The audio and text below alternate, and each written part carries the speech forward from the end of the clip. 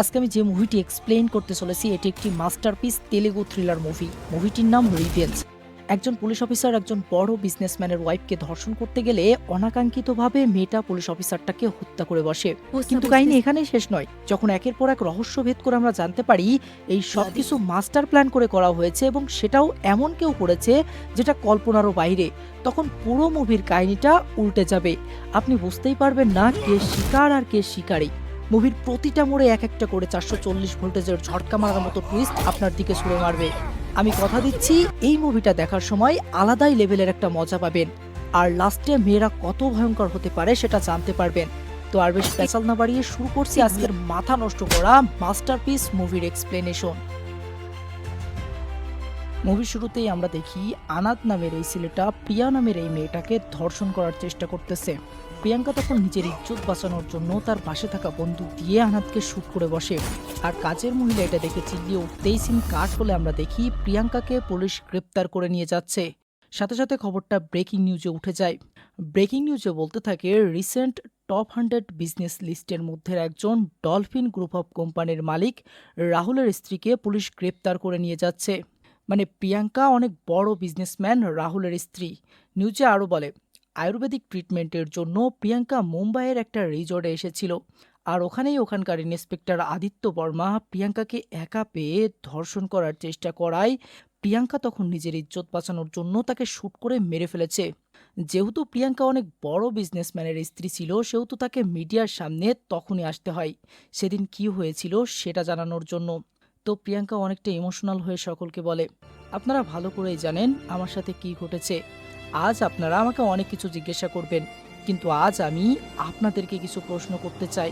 কারণ সব থেকে বড় কথা হলো যে আমাকে রেপ করতে গিয়েছিল সে পুলিশের একজন ছিল, আর তাই আপনারা সকলেই সেই অফিসারটার পক্ষ নিচ্ছেন।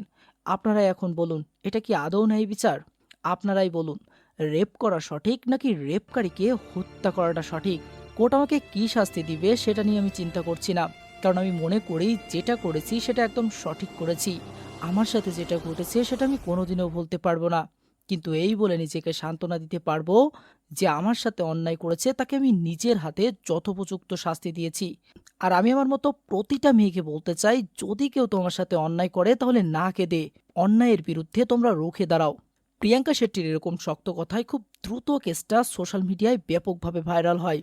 কিন্তু যখন সাংবাদিকেরা পুলিশকে জিজ্ঞাসাবাদ করছিল তখন পুলিশের সকলেই আদিত্য বর্মার পক্ষ নিয়ে কথা বলছিল। সকল অফিসার আদিত্যকে অনেক অনেস্ট অফিসার হিসেবে দাবি করছিল।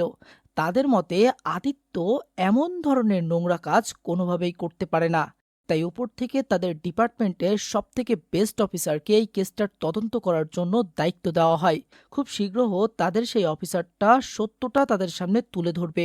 আর তখনই আমাদের এই ছেলেটাকে হিরো স্টাইলে দেখানো হয়। ছেলেটার নাম অশোক।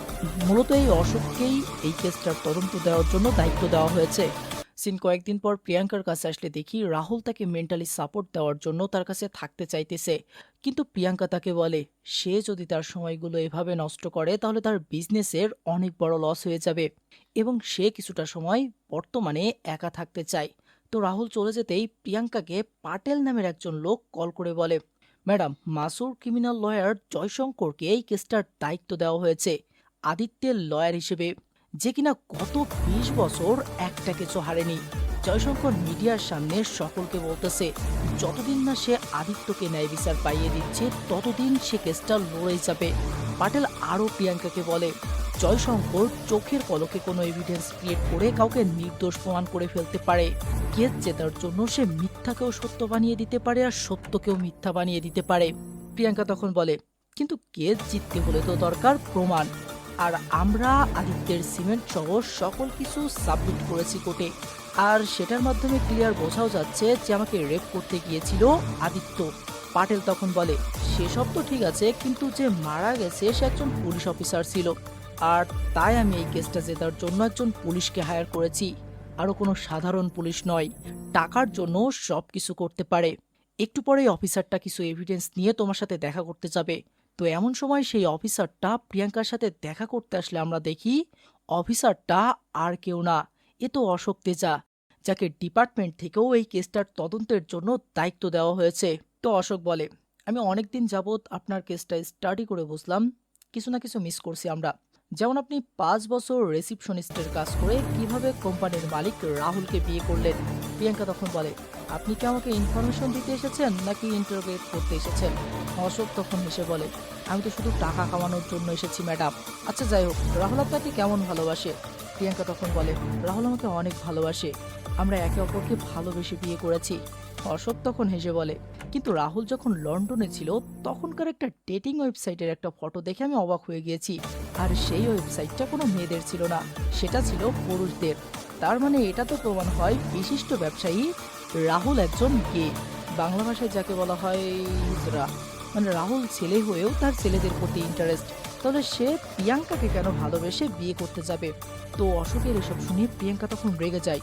সে বলে, আমার কেসের সাথে রাহুলের গে হওয়া কিসের সম্পর্ক? অশোক তখন বলে, আমি স্টাডি করে যেটা বুঝতে পেরেছি, আপনি রাহুলকে বিয়ে করেছেন শুধুমাত্র রাহুলের টাকার জন্য। বিয়ের পরে আপনি ভালো একটা স্ট্যাটাস পেয়েছেন, কিন্তু রাহুলের কাছ থেকে আপনার যে সুখটা প্রয়োজন ছিল সেই সুখটা আপনি ওর কাছ থেকে কখনোই পাননি। আর তাই আপনি সেই সুখের জন্য ইন্সপেক্টর আদিত্যের সাথে সম্পর্কে জড়িয়ে পড়েন। আর বিখ্যাত লয়ার যদি কোনোভাবে এটা জেনে যায় রাহুল গিয়েছিল, আর সে যদি প্রমাণ করে দেয় আপনি রাহুলের থেকে সেই সুখ না পেয়ে আদিত্যের সাথে সম্পর্কে জড়িয়ে পড়েছিলেন, তাহলে আদিকে মারার অপরাধে উল্টো আপনি আরো ফেঁসে যাবেন।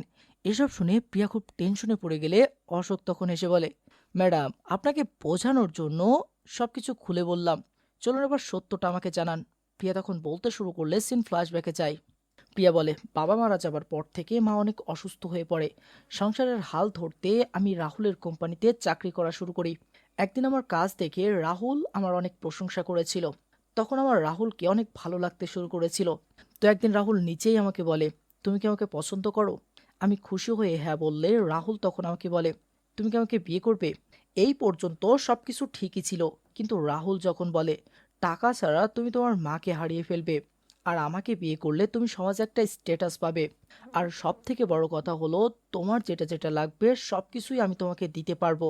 প্রিয়াঙ্কা তখন অবাক হয়ে রাহুলকে বলে, কেউ যখন কাউকে ভালোবাসে তখন তার ভালোবাসাটা তার কাছে তুলে ধরার চেষ্টা করে, টাকা স্ট্যাটাস এসব কিছু নয়।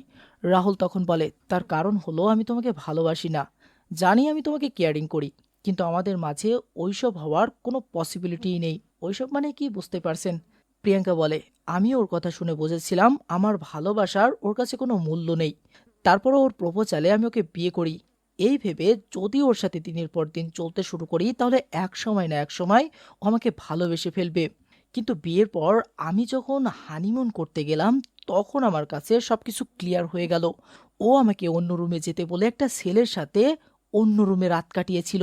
আর তখন কি আমি বুঝতে পারলাম রাহুল কোনোদিন আমাকে শারীরিকভাবে স্যাটিসফ্যাকশন করতে পারবে না, কারণ ও তো একজন পুরুষই নয়। এরপর অশোক জানতে চাই যে আপনার আদিত্যের সাথে পরিচয় কিভাবে হয়েছিল। প্রিয়াঙ্কা তখন জানায় 2 বছর আগে রাহুলই আদিত্যের সাথে তাকে পরিচয় করিয়েছিল। অশোক তখন এসে বলে, এর মানে আপনি 2 বছর আগে থেকেই আদিত্যকে জানতেন, তাই তো?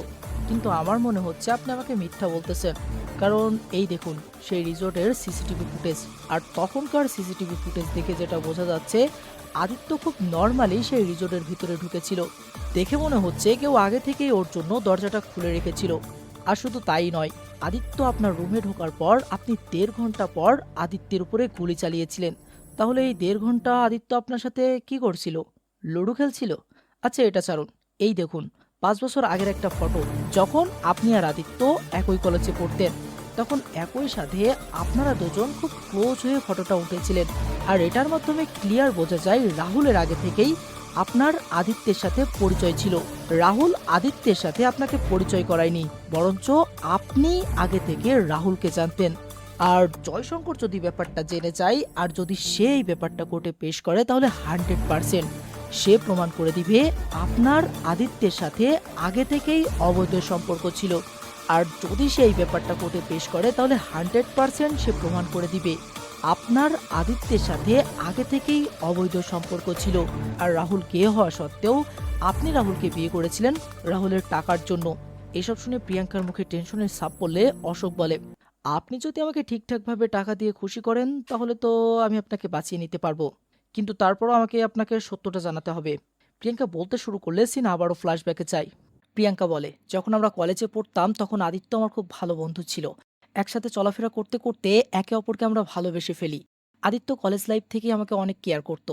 শুরুতে তো সব ঠিকই ছিল, কিন্তু অতিরিক্ত আদির ভালোবাসা একসময় আমাকে তিলে তিলে শেষ করে দিচ্ছিল। ও কাউকে যদি আমার সাথে দেখে নিত তাহলে পসেসিভ ভাবে তাকে মারতে পর্যন্ত ছাড়তো না। আর একদিন তো ওর সীমা একদম চরম পর্যায়ে পৌঁছে গিয়েছিল। আমার কাজিনের সাথে আমাকে হাই হ্যালো করতে দেখে আমার কাজিনের হাতে ব্রুটালি চামচ দিয়ে আঘাত করে বসেছিল ও। আর তারপর থেকে আমি ওর থেকে সরে যেতে লাগলাম। কেননা ওর আচরণ আমার কাছে সাধারণ মনে হচ্ছিল না। আমি বুঝে গিয়েছিলাম ওর সাথে আমার ভবিষ্যৎ আরো খারাপ হয়ে যেতে পারে। তাই আমি ওর থেকে দূরে সরে যাওয়ার জন্য মুম্বাই শহরে আসি। আর এখানে আসার পর থেকে আমার রাহুলের সাথে পরিচয় হয়। এরপর আমি রাহুলকে বিয়ে করি। বিয়ের কিছুদিন পর হঠাৎ আমি একদিন আদিকে দেখতে পাই। আর আমি আবার আদির সাথে দেখা করে কথা বলি। সবসময় একা থাকার কারণে নতুনভাবে আদিকে পেয়ে আদিকে আবার ভালোবাসতে শুরু করি। যখন আমি ওকে মুন্নার যাবার কথা বললাম তখন ও আমাকে বলেছিল ও ওখানে আসতেছে। আর তাই আমি সেদিন নিজেই রিসোর্টের দরজা ওর জন্য খুলে রেখেছিলাম। কিন্তু ও রুমে আসার পর ও আমার সাথে আজব ব্যবহার করতে শুরু করেছিল। আমি তখন বুঝে গিয়েছিলাম ও আমাকে ভালোবেসে এখানে আসেনি, আমার সাথে ওইসব করার জন্য এখানে এসেছে। আমি আদির মতলব বুঝে আদিকে তখন চলে যেতে বলি। सेक्स কিন্তু के আদি लिए আমার उसने সাথে জোর हमारी করতে दोस्ती শুরু भुला दी। করেছিল। আর শেষমেশ নিজের बल्कि ইজ্জত রক্ষা वो করতে গিয়ে আমি আদিকে শুট করে হত্যা করে বসি। সিন বর্তমানে আসলে দেখি এসব বলে প্রিয়াঙ্কা ইমোশনাল হয়ে কাঁদছে। অশোক তখন জানতে চাই, আদিত্যের সাথে আপনার রিলেশনের ব্যাপারটা কেউ কি জানে? প্রিয়াঙ্কা বলে, আপনি আর পাটেল ছাড়া আর কেউ নয়। অশোক বলে, ঠিক আছে, এই ব্যাপারটা আমি দেখছি। কিন্তু এই ব্যাপারটার জন্য আমাকে কিন্তু ৩০ লাখ টাকা আপনাকে দিতে হবে। প্রিয়াঙ্কা তখন এই ডিলে একবারে রাজি হয়ে যায়। এমন সময় অশোকের ফোনে কেউ কল করে ১ বছর আগের একটা মিসিং কেসের সম্পর্কে বললে কেন জানি সেই বিষয়টা জানার জন্য প্রিয়াঙ্কার অনেক আগ্রহ হয়। অশোক ব্যাপারটা বলতে না চাইলেও প্রিয়াঙ্কার অনেক জড়াজড়িতে সে ব্যাপারটা বলতে শুরু করে। সিন ১ বছর আগের ফ্ল্যাশব্যাকে যায়। দেখা যায় আদার্স নামের এই ছেলেটা অনেক করুণাজড়িত কণ্ঠে পুলিশদেরকে বলতেছে, কতদিন আর অসুস্থ শরীর নিয়ে এখানে আসবো? আপনারা তো আমার কেসটা রেসপন্সই করছেন না স্যার। প্লিজ আমার বাবাকে খুঁজে বের করার চেষ্টা করুন। আসলে আদার্সের বাবা বেশ কিছুদিন ধরে নিখোঁজ। তাই আদার্স প্রতিনিয়ত থানায় আসতেছে যাতে পুলিশেরা তার বাবার কেসটা তদন্ত শুরু করে এবং তার বাবাকে খুঁজে বের করার চেষ্টা করে। তো আদার্সকে দেখে অশোকের কিছুটা মায়া হলে সে আদার্সের কাছে গিয়ে বলে, দেখো আদার্স, আমাদের স্টেশনে ৪০০রও বেশি কেস বর্তমানে পেন্ডিংয়ে পড়ে আছে। তাই ইনভেস্টিগেশন করতে কিছুটা সময় তো লাগবেই। তাই তুমি বাসায় যাও, সময় হলে আমরাই তোমাকে কল করে জানাবো। আদার্স পুরো অসহায় হয়ে যেতে থাকলে অশোক একটু অস্বস্তিতে বলে, আরে কে এই মালটা? মাস্ক পরে পুরো পাগলের মতো ঘুরে বেড়াচ্ছে। কনস্টেবলটা তখন জানাই আদার্স ক্যান্সার পেশেন্ট। কনস্টেবলটা বলে, কিন্তু স্যার ওর বাবার অনেক বড় একটা রিসোর্ট আছে। এটা শুনতেই অশোক বলে, কি বললে তুমি? ওর বাবার অনেক টাকা আছে? কনস্টেবলটা তখন বলে, হ্যাঁ স্যার, ওর বাবা শহরের একজন বড় বিজনেসম্যান। অশোক তখন আদার্সের থেকে টাকা খাওয়ার জন্য কেসটার উপরে ইন্টারেস্টে দেখাতে শুরু করে। পরের দিন অশোক নিজেই আদার্সকে থানায় ডেকে পাঠায়। অশোক আদার্সকে বলে, দেখো আদার্স, তুমি যদি আমাদের উপরে সবকিছু ছেড়ে দাও তাহলে কবে তোমার কেসটা ইনভেস্টিগেশন শুরু করব সেটা আমি নিজেও বলতে পারছি না। কিন্তু তুমি যদি ৩০ লাখ টাকা আমাকে দিতে পারো তাহলে আজ থেকেই তোমার বাবাকে আমি খোঁজা শুরু করব। আদার্স তখন এক কথায় রাজি হয়ে গেলে অশোক তখন আদার্সের বাবার কেসটা ইনভেস্ট শুরু করে। আদার্স তার বাবার ফোনটা দেখিয়ে বলে বাবা হয়তো তার ফোনটা সেদিন বাসায় রেখে গিয়েছিল। অশোক তখন আদার্সের মায়ের থেকে জানতে চাই, যেদিন রাতে আদার্সের বাবা মিসিং হয়েছিল সেই সময় সে কোথায় ছিলেন। আদার্সের মা তখন জানায় সে তার ছেলেকে কেমোথেরাপি দেওয়ার জন্য হাসপাতালে গিয়েছিল। আমি আমার ছেলেকে নিয়ে রাত ৩টার দিকে ওখান থেকে বাসায় ফিরছিলাম। সেই রাতে ঝুম বৃষ্টি হচ্ছিল। আমি খুব আস্তে আস্তে গাড়ি চালাচ্ছিলাম। আর সেই সময় রাস্তার মাঝ থেকে খুশি নামের একটা মেয়েকেও ড্রপ করেছিলাম। অশোক তখন খুশির সম্পর্কে জানতে চাইলে আদার্স জানায় তারা খুশিকে চেনে না। রাতে একা একটা মেয়ে বৃষ্টির ভেতরে দাঁড়িয়ে থাকায় মা ওকে লিফট দিয়েছিল। খুশি আমাদের তাজ হোটেলে ড্রপ করার কথা বলেছিল। আর তাজ হোটেল যেহেতু আমাদের বাড়ি থেকে আরো কিছুটা সামনে ছিল তাই মা ওকে আমাদের বাসায় নিয়ে এসেছিল। মা ওকে বলেছিল বৃষ্টি থামলে ওকে হোটেলে ড্রপ করে আসবে। খুশি বাইরে এই সোফাটায় বসেছিল। মা কফি আনতে যাবার পর ফিরে এসে দেখতে পাই ততক্ষণের মধ্যে আজবভাবে খুশি বাসা থেকে চলে গিয়েছে। এরপর অশোক আদার্সের সাথে সেই জায়গাটায় যায় যেই জায়গা থেকে আদার্স ও আদার্সের মা খুশি নামের মেয়েটাকে লিফট দিয়েছিল। অশোক জায়গাটা দেখে বুঝতে পারে জায়গাটা রেস্ট্রিক্টেড এরিয়া ছিল। মানে সরকার থেকে এই জায়গাটায় রাতের বেলা তো দূরের কথা, দিনের বেলাতেও আসা নিষেধ করে রেখেছে। তো এমন সময় আদার্সের বাবা অবিনাশের ফোনে একটা কল আসে। অশোক কলটা রিসিভ করতেই একটা লোক বলে, স্যার, আমি বালাজি কোঅপারেট ব্যাংক থেকে বলছিলাম।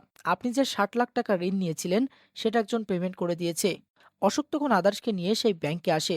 ব্যাংকের ম্যানেজার তাদেরকে জানায় লোন ক্লিয়ার করার এখনো 1 বছর সময় বাকি ছিল, কিন্তু উনি তার আগেই সকল টাকা একবারে ক্লিয়ার করে দিয়েছেন। ম্যানেজার আরো বলে 13 লাখ টাকা উনি ওনার অ্যাকাউন্ট থেকে পেমেন্ট করেছিলেন, আর বাকি 49 লাখ টাকা চিন্তন নামের একটা লোক তার অ্যাকাউন্ট থেকে পেমেন্ট করে দিয়েছে। অশোক চিন্তনের ডিটেলস কালেক্ট করে জানতে পারে চিন্তন সিঙ্গাপুরে থাকে। অশোক তখন কনস্টেবল রশিদকে চিন্তনের অ্যাকাউন্ট ট্র্যাক করতে বলে এবং সেই সাথে শহরের প্রতিটা জায়গায় অবিনাশের ফটো লাগিয়ে দেয়, যাতে মানুষ জানতে পারে অবিনাশ বেশ কয়েকদিন ধরে মিসিং। সাথে অশোক অবিনাশের ফোন ট্র্যাক করার সাথে সাথে যেদিন অবিনাশ নিখোঁজ হয়েছিল সেদিন সে কোথায় কোথায় গিয়েছিল সেটা সিসিটিভি ফুটেজ কালেক্ট করার চেষ্টা করতে থাকে। তো এভাবে ইনভেস্টিগেশন করার 2-1 দিন পর আদার্শ অশোককে একটা জায়গায় নিয়ে আসে। সে অবিনাশের ফোন থেকে একটা ফটো দেখিয়ে আদার্শকে বলে, তোমার বাবার ফোনের লাস্ট গ্যালারির ফটো এটা, আর এই ফটোটা তোমার বাবা এই জায়গাটা থেকে উঠেছিল। আর তোমার বাবাকে এই ফটোটাতে অনেক বিচলিত দেখাচ্ছে, মনে হচ্ছে এই ফটোটা নেওয়ার সময় উনি কিছু একটা নিয়ে আপসেট হয়েছিল। এই বলে অশোক আশেপাশের জায়গাটা দেখতে থাকে। ওদিকে আদার্শের হাত থেকে সেই ফটোটা পড়ে যায়। আদার্শ তখন অন্যমনস্ক হয়ে পড়লে একটা গাড়ি এসে তাকে ধাক্কা মারতে ধরে, কিন্তু ঠিক সময়ে এসে অশোক তাকে বাঁচিয়ে নেয়। এবার অশোক সেখানকার একটা ঝোপের আড়ালে গাড়ির ভাঙা একটা লুকিং গ্লাস দেখতে পায়। আর যেই লুকিং গ্লাসটা আর কারো ছিল না, সেটা ছিল আদার্শের বাবা অবিনাশের। আর এখানেই অশোক এই কেসের প্রথম মেজর ক্লু খুঁজে পেয়েছিল। এরপর চিন্তন নামের সেই লোকটার ব্যাংক অ্যাকাউন্ট ট্র্যাক করে অশোক জানতে পেরেছিল প্রতিবারই চিন্তন নামের সেই লোকটা যখন অবিনাশের ব্যাংক লোন পরিশোধ করার জন্য তার অ্যাকাউন্ট থেকে 20 লাখ টাকা করে ট্রান্সফার করে যাচ্ছিল, তার কয়েক মিনিট পর পরই অবিনাশকে এই নাম্বার থেকে কেউ কল করছিল। আর সেই নাম্বারটার ডিটেলস ট্র্যাক করে অশোক জানতে পারে নাম্বারটা ব্যাঙ্গালোর সিসিবি নামে কারো নামে রেজিস্টার্ড করা। তো এরই মাঝে আদার্শের শরীরের অবস্থা খুব খারাপ হতে শুরু করে। অশোক আদার্শকে ব্যাঙ্গালোর সিসিবি সম্পর্কে জিজ্ঞাসা করলে আদার্শ ব্যাঙ্গালোর সিসিবি সম্পর্কে কোনো তথ্যই তাকে দিতে পারে না। তো অশোক কেসটা ভালোই তদন্ত করছিল, কিন্তু এরই মাঝে কেন জানি ডিপার্টমেন্ট থেকে তার প্রেশার আসে যেন সে এই কেসটা তদন্ত করা এখানেই বন্ধ করে দেয়। অশোক তখন কেসটার ইনভেস্টিগেশন বন্ধ করে দিলে আদার্শ অসুস্থ শরীর নিয়েই অশোকের পেছনে পড়েছিল। একদিন রাতে সে অশোকের বাড়িতে চলে আসে। সে কাঁদতে কাঁদতে অশোককে বলে, স্যার, আমার বাবা ঠিকই বলতো, যদি তুমি কোনো সমস্যায় পড়ো তাহলে তার সমাধান তোমাকে নিজেকেই বের করতে হবে। কিন্তু আমি আপনার উপরে ভরসা করে আপনাকে এতগুলো টাকা দিয়েছি, আর আপনি এখন আমার সাথে চিটার শুরু করেছেন। আর তাই আমি আপনার বাকি টাকাটাও আমার সাথে এনেছি। এই নিন আপনার বাকি টাকাটা। আদার্সের অসহায় ফেস দেখে অশোকের এবার মায়া লাগে। ওপর থেকে প্রেশার থাকার পরও সে কেসটা আবার ইনভেস্টিগেশন করতে শুরু করে। অবিনাশ নিখোঁজ হওয়ার দিন অবিনাশ যে শহরে গিয়েছিল সেখানকার সিসিটিভি ফুটেজ কালেক্ট করে সে দেখতে থাকে। হঠাৎ ফুটেজ চেক করতেই তার একটা জিনিস নজরে পড়ে যায়। সেই দিন ওই রাস্তা দিয়ে ব্যাঙ্গালোরের একটা গাড়ি গিয়েছিল। আর যেহেতু ব্যাঙ্গালোর সিসিভি নামের সেই নাম্বারটা রেজিস্টার্ড করা, সেহেতু কিছু তো একটা কানেকশন থাকতে পারে এই গাড়িটার সাথে। তাই এটা ভেবে সে গাড়ির কোম্পানিতে আসে তখনই। সেখানে এসে সে গাড়িটার ডিটেলস দিয়ে জানতে চাই জুন 23 তারিখে কে কারটা বুক করেছিল। সেখানকার লোক চেক করে জানায় খুশি নামের একটা মেয়ে সেদিন কারটা বুক করেছিল। অশোকের মনে পড়ে যায় সেই দিন আদার্শ ও আদার্শের মা তাকে জানিয়েছিল তারা রাস্তা থেকে খুশি নামের একটা মেয়েকে ড্রপ করেছিল। অশোক তখন সেখান থেকে খুশির পরিচয় কালেক্ট করে খুশির বাড়িতে আসে। সে খুশির থেকে জানতে চাই সেদিন সে ব্যাঙ্গালোরের গাড়িটা নিয়ে মুন্নারে কেন গিয়েছিল। খুশি তখন জানায় সে নয়, তার মামা কয়েকদিন আগে গিয়েছিল, কিন্তু ওনার ফোনে প্রবলেম থাকায় আমার ডিটেলস দিয়ে ওনাকে কার বুক করে দিয়েছিলাম আমি। সে আরও জানায় তার মামা ACP Aditya Varma, Bengaluru central crime ব্রাঞ্চের অফিসার উনি। আর আমার মামা আমাকে জানিয়েছিল সেই দিন সে একটা কেসের জন্যই নাকি ওখানে যাচ্ছিল। অশোক তখন বুঝতে পারে অবিনাশের ব্যাংক লোন আদিত্য নামের একজন পুলিশ অফিসার পরিশোধ করেছিল, আর ব্যাঙ্গালোর সিসিবি নামের যে নাম্বারটা রেজিস্টার্ড করা নাম্বারটা আদিত্যরই ছিল। অশোক আরও খুশির থেকে জেনে নেয় বর্তমানে আদিত্য গায়ত্রী বিহার অ্যাওয়ার্ড ফাংশনে রয়েছে। তো এমন সময় ইন্সপেক্টর সুরেশ অশোককে কল করে বলে, আমি তোমাকে বলেছিলাম কেসটার ইনভেস্টিগেশন করা বন্ধ করতে, কিন্তু তারপরও তুমি কেসটা ইনভেস্টিগেশন শুরু করেছো। অশোক তখন স্বীকার করতে না চাইলে ইন্সপেক্টর সুরেশ বলে, আমার সাথে নাটক করা বন্ধ করো। আমার কাছে পাক্কা খবর এসেছে অবিনাশের ছেলে আদার্শ এসিপি আদিত্যের সাথে দেখা করার জন্য বেঙ্গালুরে গিয়েছে। যখন এনকাউন্টারে ওর জান চলে যাবে তখনও বুঝতে পারবে ও কার সাথে পাঙ্গা নিয়েছে। সিন আদার্শের কাছে আসতে দেখি আদার্শ বেঙ্গালুরের একটা অ্যাওয়ার্ড ফাংশনে এসেছে, আর আদার্শ এখানে এসেছে ইন্সপেক্টর আদিত্যের সাথে দেখা করতে।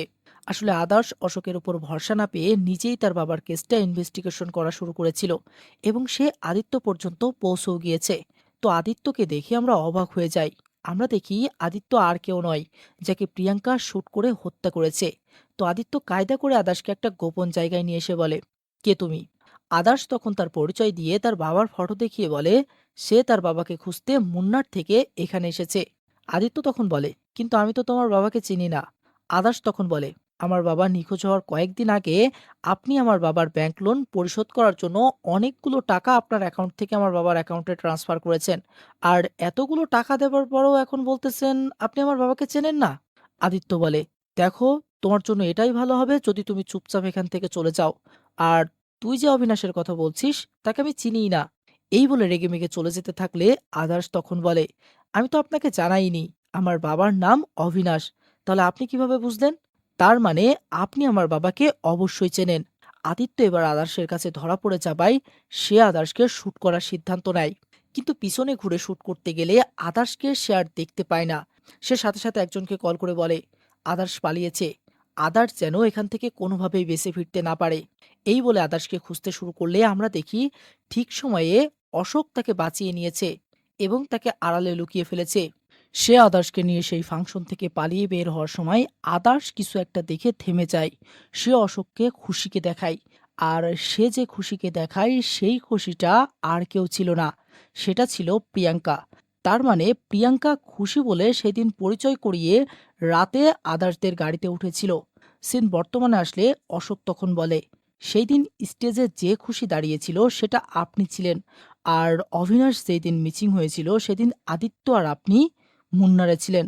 হায়ার অথরিটিক্যাল প্রেশার দেখিয়ে আপনারাই কেসটা আমাকে বন্ধ করতে বাধ্য করেছিলেন। কিন্তু প্রিয়াঙ্কা স্বীকার করতে না চাইলে একটা ফোন দেখিয়ে বলে এই ফোনটা আপনার মিসিং ফোন ছিল, যেটার জন্য আপনি পুলিশ স্টেশনে এসে কমপ্লেন করিয়েছিলেন। এতে আপনার হাতের ফিঙ্গারপ্রিন্টও রয়েছে, কিন্তু ফোনের উপরে থাকা রক্ত অবিনাশের ছিল। আর কোনোভাবে যদি জয়শঙ্কর এ বিষয়ে জেনে যায় তাহলে অবিনাশের মিসিং কেসের দায়ে আপনাকে জেলের ঘানি টানতে হবে।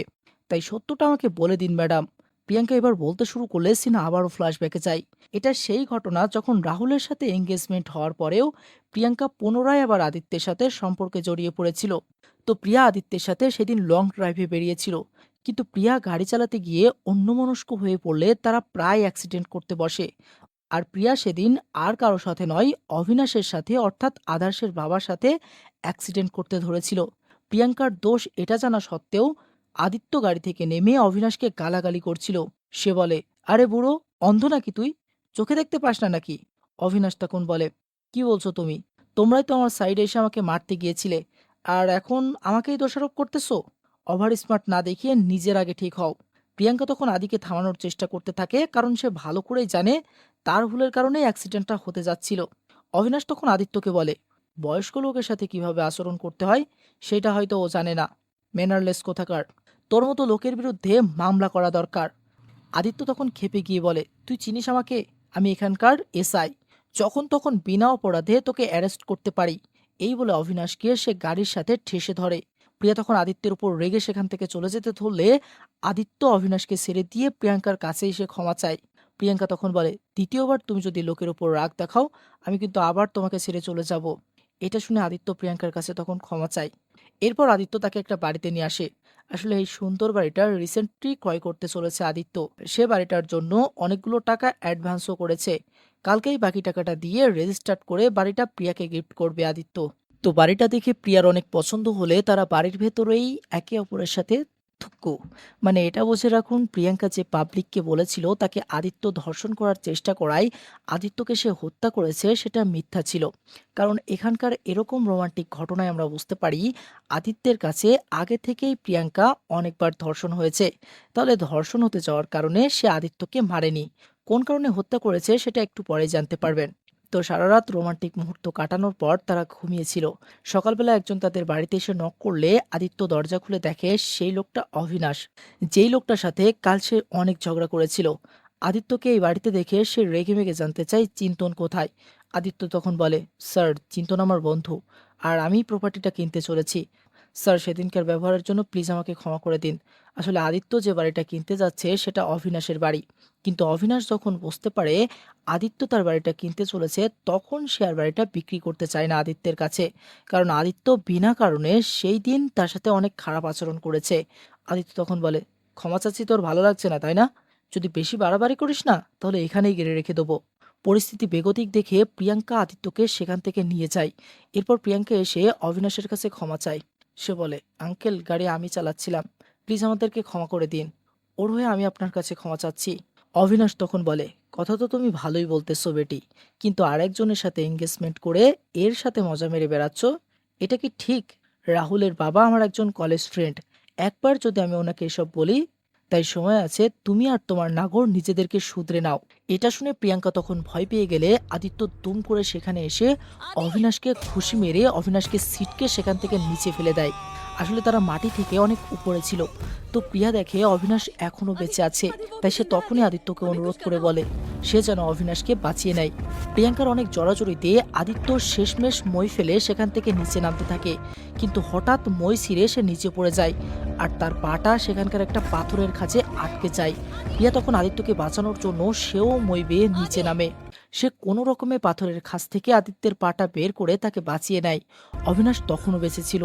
হাসপাতালে নিয়ে গেলে তখনও তাকে বাঁচানো যেত, কিন্তু কিছুতেই অবিনাশকে আদিত্য হাসপাতালে নিয়ে যেতে চায় না। এখন যদি আমি একে হাসপাতালে নিয়ে যাই তাহলে আমাদের দুজনের বিরুদ্ধে কেস করে দিবে, আমাদের দুজনকেই জেলে ভরে দিবে। কিন্তু তারপরও প্রিয়াঙ্কা অ্যাম্বুলেন্সকে কল করতে ধরলে আদিত্য তার হাত থেকে ফোনটা নিয়ে ছুঁড়ে ফেলে দেয়। প্রিয়াঙ্কা ফোনটা খুঁজতে ধরলে সেই সূচকে আদিত্য বড় একটা পাথর দিয়ে ঘ্যাচাং ফু শেষ করে দেয় অবিনাশকে। আদির এমন কর্মকাণ্ড দেখে প্রিয়াঙ্কার ভয় হতে শুরু করে। আদিত্য প্রিয়াঙ্কাকে আদেশ দেয় সে যেন উপরে গিয়ে গাড়ি ঘুরিয়ে এখানে আসে, এরপর তারা এখান থেকে পালিয়ে যাবে। প্রিয়াঙ্কা তখন ভয়ে ভয়ে মই বেয়ে উপরে উঠতে শুরু করে, কিন্তু এমন সময় বাড়ির সামনে দুটো লোক আসে। মূলত তারা বাড়িটা রং করছিল। মই নিচে ফেলা দেখে একটা লোকের সন্দেহ হলে লোকটা উপর থেকে দেখার চেষ্টা করতে থাকে যে কে মইটা নিচে ফেলেছে। প্রিয়াঙ্কা লোকটার উপস্থিতি টের পেয়ে সাথে সাথে মই থেকে নিচে নেমে সেখানকার একটা জায়গায় লুকিয়ে পড়ে। লোকটা সন্দেহ করার মতো কাউকেই দেখতে না পেয়ে মইটা নিচ থেকে উঠিয়ে উপরে রাখে। একটু পরে সেখানে বৃষ্টি হতে শুরু করে। প্রিয়া সেখানে আসলে আদিত্য আর অবিনাশের লাশটা সেখানকার কোনো জায়গায় আর দেখতে পায় না। এভাবেই রাত নেমে আসে। সে হেঁটেই জঙ্গল থেকে বের হওয়ার চেষ্টা করতে থাকে। হাঁটতে হাঁটতে সে রাস্তায় চলে আসে। সেই সময় আদার্স তার মায়ের সাথে গাড়িতে করে বাসায় ফিরছিল। রেস্ট্রিক্টেড এরিয়ায় একা একটা মেয়েকে দেখে আদার্সের মা প্রিয়াঙ্কাকে নিচে ড্রপ করার কথা বলে। প্রিয়াঙ্কা তখন গাড়িতে উঠে বসলে আদার্সের মা জানতে চাই এত রাতে সে একা এখানে কি করছিল।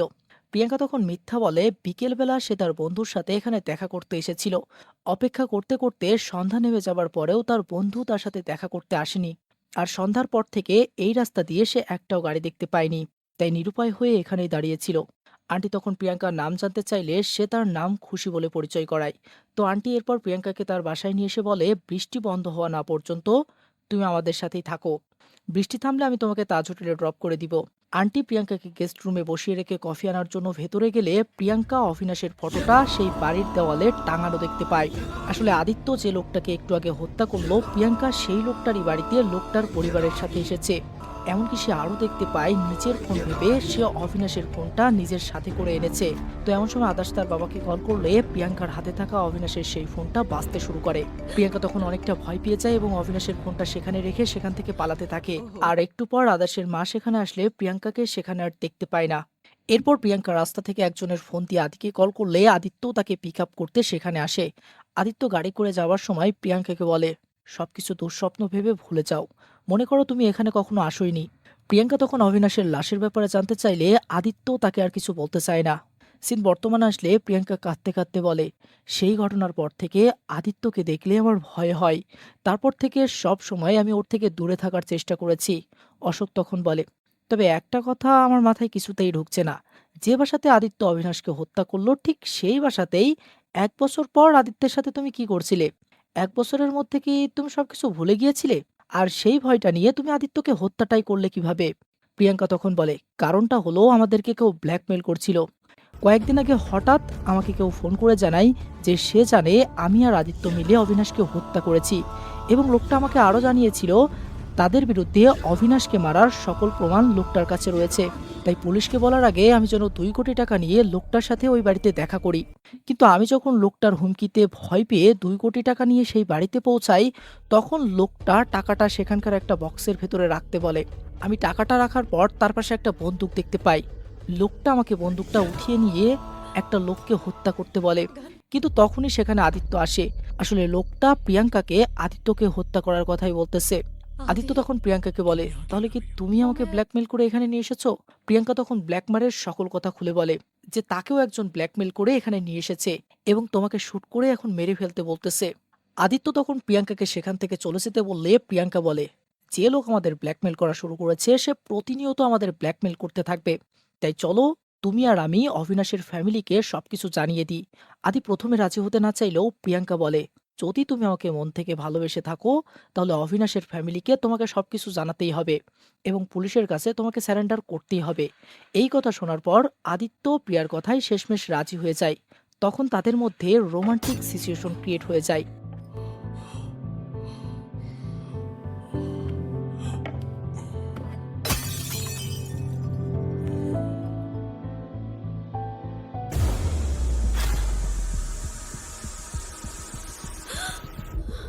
কিন্তু একটু পরেই আদিত্য প্রিয়াঙ্কার দিকে বন্দুক তাক করে। সে প্রিয়াঙ্কাকে বলে, এই সবকিছু থেকে বের হওয়ার জন্য তোকে মরতে হবে। প্রিয়াঙ্কা তখন নিজেকে বাঁচানোর জন্য সুযোগ বুঝে একটা বোতল তুলে আদিত্যের মাথায় মেরে দেয় এবং আদিত্যের বন্দুক তুলে আদিত্যকে শুট করে হত্যা করে বসে। প্রিয়া বলে, আদিত্যকে মারার পর আমার কোনো অনুশোচনাই হয় না, কারণ ও অবিনাশের ফ্যামিলির সাথে যেটা করেছে, ওকে মেরে আমি ওর যথোপযুক্ত শাস্তিটা দিয়েছি। এখন বলো, আমি কি কোনো ভুল করেছি? অশোক সবকিছু শোনার পর প্রিয়াঙ্কাকে কোর্ট থেকে বাঁচানোর জন্য 2 কোটি টাকায় তার সাথে ডিল ফাইনাল করে। কিন্তু এমন সময় প্রিয়াঙ্কাকে কেউ কল করে জানায় পাটেলকে মুন্নার থেকে পুলিশ অ্যারেস্ট করেছে। অশোক তখন প্রিয়াঙ্কাকে বলে, তার মানে আপনি আমাকে মিথ্যা বলেছেন। তার কারণ অবিনাশকে মেরে ফেলাটা আদিত্যের থেকে আপনার লাভটা বেশি ছিল, কারণ অবিনাশ আপনার সাথে আদিত্যকে ওই অবস্থায় দেখে নিয়েছিল। আপনি ভয় পেয়ে গিয়েছিলেন যদি কোনোভাবে অবিনাশ রাহুলকে সত্যিটা বলে দেয় তাহলে তোমার বিয়েটা ভেঙে যাবে আর রাহুলের টাকায় তুমি আর আরামায়েশ করতে পারবে না। তখনই সিনেমার ফ্ল্যাশব্যাকে চাই দেখানো হয় যখন অবিনাশ প্রিয়াঙ্কাকে বলে, আমি তোমাকে ভালোভাবে চিনে ফেলেছি যে তুমি রাহুলের সাথে এঙ্গেজমেন্ট করার পরেও আদিত্যের সাথে এখন মজা করে বেড়াচ্ছ, কিন্তু আমি কাউকে ব্যাপারটা বলবো না যদি তুমি এখন থেকে শুধরে যাও। এই বলে চলে যেতে ধরলে প্রিয়াঙ্কার তখন মনে হয় যদি কোনোভাবে আঙ্কেল রাহুলের কাছে খবরটা পৌঁছে দেয় তাহলে তার আরামায়েশের জীবন একদম নষ্ট হয়ে যাবে। তাই প্রিয়াঙ্কা তখন হিংস্রভাবে নিজেই অবিনাশকে উপর থেকে নিচে ফেলে দিয়েছিল। আদিত্য সেটা দেখে ফেললে আদিত্যকে অনেক বুঝিয়ে সুঝিয়ে তখনকার মতো সে ওখান থেকে আদিত্যকে নিয়ে ব্যাঙ্গালোরে ফিরে আসে এবং এরপর রাতে প্রিয়াঙ্কা আবার সেই জায়গায় যায়। সে ওখানকার জঙ্গলে গিয়ে অবিনাশের বডিটা খুঁজতে থাকে, কিন্তু সে দেখতে পায় অবিনাশ এখনো বেঁচে আছে। অবিনাশের জ্ঞান ফিরলে সে জঙ্গল থেকে বের হবার চেষ্টা করতেছে। প্রিয়াঙ্কা তখন অবিনাশের মাথায় গাড়ি মেরে এবার চিরতরে শেষ করে দেয়। এরপর অবিনাশের লাশটা সেখানে পুঁতে ফেলার পর যখন রাস্তায় দাঁড়িয়েছিল তখন আদর্শের মায়ের সাথে তার দেখা হয়েছিল। আর এরপর কি ঘটেছিল আপনারা তো ভালো করেই জানেন। এবং এরপর আমাদের দেখানো হয় যখন আদিত্য আর প্রিয়াঙ্কাকে ব্ল্যাকমেইল করে সেখানে নিয়ে যায় তখন আদিত্য সবকিছু অবিনাশ ফ্যামিলিকে বলে দেওয়ার সিদ্ধান্ত নেয়। আদিত্য ইমোশনাল হয়ে প্রিয়াঙ্কাকে বলে, অবিনাশকে মেরে ফেলাই অবিনাশের জীবনটা তো শেষ হয়ে গেছেই, সাথে অবিনাশের অসুস্থ ছেলে আদর্শ প্রতিটা সময় দিনের পর দিন বাবাকে খোঁজার চেষ্টা করতেছে। আদর্শের মা ওনার স্বামীর জন্য এখনো পথ চেয়ে বসে আছে। তাই যেহেতু সে প্রিয়াঙ্কাকে ভালোবাসে সেহেতু প্রিয়াঙ্কার সকল দোষ তার ঘাড়ে নিয়ে সে শাস্তি ভোগ করতে চায়। এসব শোনার পর প্রিয়াঙ্কা তখন কাঁদতে কাঁদতে বলে, আমি কল্পনাও করিনি তুমি আমাকে এতটা ভালোবাসো। তোমার জন্য আমি সারা জীবন অপেক্ষা করব। আমরা দুজনেই গিয়ে অবিনাশ পরিবারকে সকল কিছু খুলে বলবো এবং দুজনেই শাস্তি ভোগ করব। এরপর প্রিয়াঙ্কা ইমোশনাল হয়ে সিচুয়েশনটা রোমান্টিক সিচুয়েশনে নিয়ে যায় এবং সুযোগ বুঝে সে আদিকে ধ্যান করে বোতল দিয়ে মেরে দেয়। এরপর শুট করে আদিত্যকে মেরে ফেলে এবং এমনভাবে জায়গাটা সাজায় যেন আদিত্য তাকে ধর্ষণ করতে গিয়েছিল আর সেই ইজ্জত রক্ষা করতে গিয়ে তাকে হত্যা করতে বাধ্য হয়েছে। এসব কাহিনীগুলো এক এক রকম ভাবে দেখানোর কারণ প্রিয়াঙ্কা নিজেকে নির্দোষ প্রমাণ করার জন্য এক একভাবে সাজিয়েছিল। সিন বর্তমানে আসে। এসব শুনে অশোক ইমোশনাল হয়ে বলে, আপনি কারোর সাথে এমনটা কিভাবে করতে পারলেন ম্যাডাম? প্রিয়াঙ্কা তখন বলে, এসব শোনার পর এখন যদি তুমি আমাকে ফাঁসানোর চেষ্টা করো তাহলে আমি পুলিশকে বলবো সবকিছু জানার পরও তুমি আমাকে বাঁচানোর জন্য তুমি আমার থেকে 25 লাখ টাকা নিয়েছো। তখন আমার সাথে সাথে তুমিও ফেঁসে যাবে। তাই ভালোই ভালোই আমি তোমাকে বলছি কোর্ট থেকে আমাকে নির্দোষ প্রমাণ করার চেষ্টা করো। অশোক তখন তার হাতে থাকা রুবিক্স কিউবের ভেতর থেকে ক্যামেরা বের করে বলে, ম্যাডাম আপনি আমাকে কখনোই ফাঁসাতে পারবেন না, কারণ আপনার বলা সকল কথা আমি রেকর্ড করে রেখেছি। আমার টাকা লাগবে না ম্যাডাম, আমি আদর্শকে ন্যায় বিচার দিতে চাই। আর আমি আদর্শকে ন্যায় বিচার দিতেই এখানে এসেছিলাম। আপনি আমাকে বলেছিলেন না আপনাকে আর আদিত্যকে কেউ ব্ল্যাকমেল করে পুনরায় সেই বাড়িতে নিয়ে গিয়েছিল। সেই লোকটা আর কেউ না, আমি ছিলাম। আমি আপনাদের ব্ল্যাকমেল করে আপনাদের দুজনকে পুনরায় ওখানে নিয়ে গিয়েছিলাম। কিন্তু আদিত্য যখন অবিনাশের মার্ডারের ব্যাপারে সবকিছু অবিনাশের পরিবারকে বলে দিতে চাইলো, তখন আপনি ওকে শুট করে মেরে ফেলেছিলেন। আমি সবকিছু নজর রাখছিলাম, কিন্তু আপনি যে এতটা ভয়ঙ্কর হয়ে পড়বেন সেটা আমি কল্পনাতেও ভেবেছিলাম না। তাই সেদিন আপনার হাত থেকে আমি আদিত্যকে বাঁচাতে পারিনি। তাই এখন এই প্রমাণ দেখিয়ে আদিত্য ও অবিনাশের খুনের দায়ে আপনাকে জেলের ভাত খাওয়াবো। এই বলে অশোক সেখান থেকে চলে যেতে ধরলে প্রিয়াঙ্কা অশোকের দিকেও বন্দুক তাক করে। অশোক তখন দরজা খুলে দিলে প্রিয়াঙ্কা দেখে অশোক আগে থেকেই পুলিশকে খবর দিয়ে রেখেছিল। তো অশোক সেখান থেকে বেরিয়ে গেলে অফিসার তাকে অ্যারেস্ট করতে ধরে। প্রিয়াঙ্কা তখন আবার নতুন ড্রামা শুরু করে। সে বলে, স্যার, ইন্সপেক্টর অশোক তেজা আমাকে প্ল্যান করে ফাঁসিয়েছে। এমনকি ও আমাকে বাঁচানোর জন্য আমার থেকে 25 লাখ টাকাও নিয়েছে। অফিসার তখন বলে, আপনি কার কথা বলছেন? আমি বলছি অশোক তেজা। এতক্ষণ আপনি যার সাথে কথা বলেছিলেন সে অবিনাশের ছেলে আদার্শ ছিল। তখন দেখানো হয় যখন আদার্শের বাবা নিখোঁজ হয়েছিল তখন সে তার বাবাকে খুঁজে বের করার জন্য থানায় এসেছিল এবং আদার্শ অশোক তেজাকে তার বাবার মিসিং হওয়া সম্পর্কে বলেছিল। অশোক কেসটার তদন্ত শুরু করেছিল, বাট উপর থেকে প্রেশার থাকায় তাকে কেসটার ইনভেস্টিগেশন করা বন্ধ করতে হয়েছিল।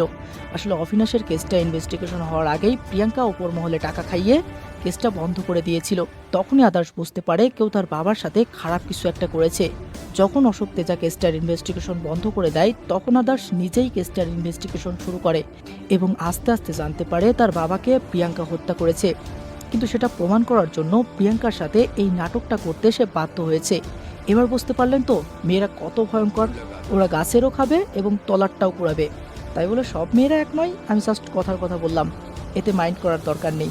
তো এই মুভির কাহিনীটা অনেক লম্বা ছিল এবং প্রতিটা মুহূর্তে টুইস্টে ভরপুর ছিল। অল্প সময়ের মধ্যে সকল টুইস্ট ফুটে তুলতে আমাকে অনেক খাটতে হয়েছে। তাই প্লিজ আপনারা আজকের ভিডিওটাতে একটা লাইক করে দিন আর কমেন্ট করে জানান ভিডিওটা কেমন লাগলো। আর সাবস্ক্রাইব করার কথাটা আজকে আর বলতে চাচ্ছি না, আপনাদের ইচ্ছা। তো ভালো থাকবেন আর এরকম লেভেলের মেয়ের থেকে 100 হাত দূরে থাকবেন।